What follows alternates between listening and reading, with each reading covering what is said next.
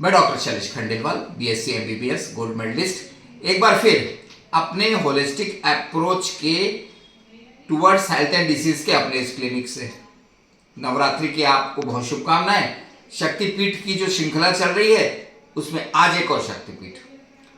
शुरू करने से पहले हमेशा की तरफ आकर 4,84,00,000 जाति जीव जल थल दमवासी, सिया राम सब मैं जग जानी, करूं प्रणाम जोर जुगबानी।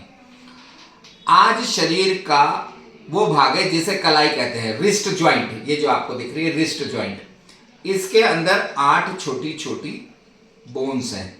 अब जिस वैज्ञानिक ने इसको, पश्चिम के वैज्ञानिकों ने देखा होगा तो उसे कार्पल बोन कह दिया। कार्पल बोन इसलिए क्या कहा कि कार्पोस शब्द ग्रीक से आया था, उसका मतलब रिस्ट रहा। अब वो ऐसे विज्ञान बढ़ते चले गया, 300-400 साल पहले की घटनाएं हैं ये। उसमें बीमारियां ढूंढ ली गई। रिस्ट ज्वाइंट में मुख्यतः जो बीमारी मॉडर्न मेडिकल साइंस बताते हैं, arthritis, rheumatic arthritis, osteoarthritis, psoriatic arthritis, fractures हो जाते हैं, स्ट्रेन हो जाता है, कुछ विशेष बीमारियां हैं, कार्पल टनल सिंड्रोम्स हैं और अन्य बीमारियां। देखिए एक चीज अच्छे से समझिए, यदि इंजुरी हो गई हो, इसमें फ्रैक्चर्स हो गए, तो मॉडर्न मेडिकल साइंस का इलाज लेना जरूरी है। परंतु बहुत सारे जो अर्थराइटिस है ये है, उसमें आप इलाज लेते रहिए, पर एड ऑन में यदि आपका रिस्ट पहले से सही है तो हम बोलते हैं ना, सूक्ष्म व्यायाम करो, जपत जोड़ का व्यायाम, ऐसे ऐसे ऐसे ऐसे कई बार बताते हैं। ये हैबिट होना चाहिए। ये कार्पल बोन इसी से मूवमेंट होता है, कभी आप बीमार नहीं पड़ेंगे। कभी कार्पल बोन, कलाई की बोन कभी खराब नहीं होगी। अब दूसरा विषय, एक पेशेंट मेरे पास आया था, वो चूंकि मेरा एरिया में बाहर से भी लोग आते हैं, वो सऊदी अरब कंट्रीज से कोई था।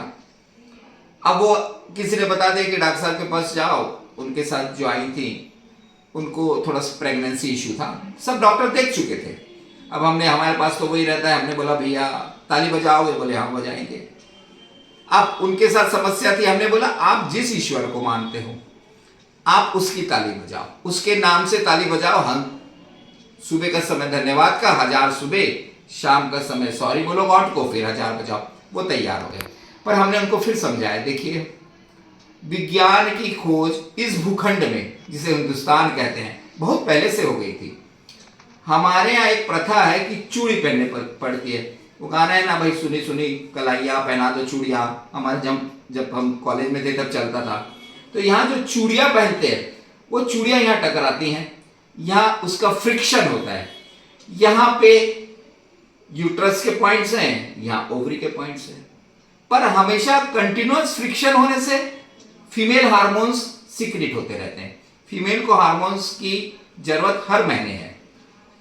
अब ये विज्ञान तो धीरे धीरे धीरे धीरे मॉडर्न मेडिकल युग आने से खत्म होते जा रहा है। अब उनको भी थोड़ी बोलते चूड़ी पहने, तो हमने उनको बोला आप यहाँ की मालिश कर लिया करो 10 मिनट दोनों साइड की। उन्होंने वैसे ही किया और फिर उनको ब्रीदिंग एक्सरसाइज सिखाई गई। हमारे जो योग एक्सपर्ट्स हैं ऊपर हॉल में, उनको चक्की आसन, नौकासन, जो सब सिखाया गया। पर हमने दवाई लेते रहने बोला। बाद में उनकी खबर आई कि भाई उनकी समस्या हल हो गई, उनके यहाँ नया मेहमान आने वाला है। तो इस प्रकार हम हमेशा से कहते आ रहे हैं, मॉडर्न मेडिकल साइंस की दवाई लेते रहे, पर एड ऑन में ये सब करें। अब रिस्ट की बात हुई, अब देखिए कोरिलेशन। रिस्ट, जब हम मेडिकल स्टूडेंट थे तो इन हड्डियों को हमने देखा, वो मणि के जैसे रहती, छोटी छोटी मणि, तो इसे मणिबद्ध कहा गया। अब विष्णु जी के चक्र से सती मां का जब शरीर गिरा तो दोनों कलाइया पुष्कर, अजमेर के पास पुष्कर तीर्थ में जाके गिरी। अब सोचिए, वहां पे नाम रखा गया मणिवेदिका, मणिवेदिक शक्तिपीठ। पुष्कर सरोवर के पास 2 पर्वत है, एक तरफ सावित्री देवी का मंदिर है, दूसरी तरफ गायत्री देवी का मंदिर है। यही गायत्री देवी का मंदिर को मणिवेदिक शक्तिपीठ कहा गया, क्योंकि कलाइयां करी थी। कितना कोरिलेशन है आप सोचिए। अच्छा, उसके बाद इनकी देवी को गायत्री कहा गया और भैरव को सर्वानंद, मतलब पूरे आनंद में सबका आनंद चाहते हैं। अब गायत्री मंत्र आप जानते हैं, यदि गायत्री मंत्र का कोई अपने जीवन में उपयोग करे, पूरी दुनिया जानती है, तो उसे तो ब्रह्म ज्ञान प्राप्त हो जाएगा, उसको दुनिया के रहस्य समझ में आ जाएंगे। आपने सुना होगा ना, कराग्रे वसत लक्ष्मी, कर मध्य, इतना बड़ा सरस्वती को दिया गया। कर मूलो स्थितो ब्रह्मा, तो ब्रह्मा यही है। तो मणि वैदिक से इस प्रकार कोरिलेशन हो गया। अब उस जमाने में कौन सोचा होगा कि मणि वैदिक, इसको मणि कहा, मणि वैदिक कहा, फिर मणि वैदिक शक्तिपीठ बनाया गया। हम हमेशा कहते हैं यदि उस शक्तिपीठ की आराधना करेंगे तो आपको तो पूरे शरीर में फायदा होगा, कलाई में भी फायदा होगा। अब हस्तरेखा विज्ञान में आइए, इसे मणिबद्ध रेखाएं कहते हैं। इसका तो विज्ञान यदि मैं बताना चालू करूंगा तो इससे तो बहुत कुछ पता चल जाता है। तो इस प्रकार मणि शब्द से मणि वैदिक शक्तिपीठ बना, मणिबद्ध रेखाएं बनी, इसको मणियों जैसा कहा गया। तो हमारे पुरातन और वैदिक साइंस में कोरिलेशन रहता था। अब उतना दूर किसने शक्तिपीठ बनाया, फिर कई वर्षों से, कई लाखों सालों से वहां गायत्री माँ की पूजा होती है। कुछ तो रहस्य होगा, रहस्यों को समझना चाहिए और जीवन में आगे बढ़ना चाहिए, पॉजिटिव एनर्जी को ग्रहण करना चाहिए। तो आज गायत्री माँ की जय हो, सर्वानंद भैरव की जय हो और आप सबकी भी जय हो। जय हिंद, जय भारत, जय छत्तीसगढ़।